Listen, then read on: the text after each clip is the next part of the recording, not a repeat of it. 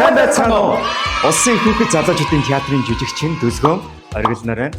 За тэгээд дөнгөж сая Арслан Түлэгт Баатар гэх адал явдал ид чидийн жүжигээ дуусгачаад бид хоёр гарч ирсэн байна. Бид хоёр хаан зогсож байна гэвэл энэ лифт байгаа. Энэ лифт болохоор тусгай хэрэгцээ хүүхдүүдэд зориулагдсан лифт байгаа маа театрын. Тусгай хэрэгцээ хүүхдүүд маань энэ лифтэнд суугаад доошоо Б-т хувцас өлгөлн дээшээ үзрийнхаа тагнамлуу орно.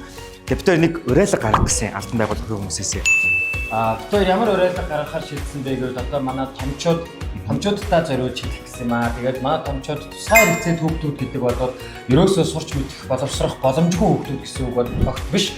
Харин бид бүхэн яг боломжоор нь хангаж өгөөд сурч мэдэх бүх тэмүүлтийг асааж бадрааж өгч чадах юм бол тэр хүүхдүүд улам цаашаа яг л адилхан бусдын адил сурч мэдж чадж үзүүлнэ.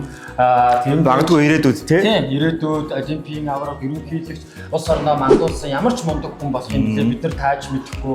Тийм болохоор бид нар яг хэлэх гээд байгаа зүйл нь тэр хүүхдүүдтэй яг бусадтай адилхан харьцаж бусадтай адилхан боломжийг олгож байя гэж томчуудтай албан байгууллагатай бүх одоо хүмүүстэй уриалмаар байгаамаа.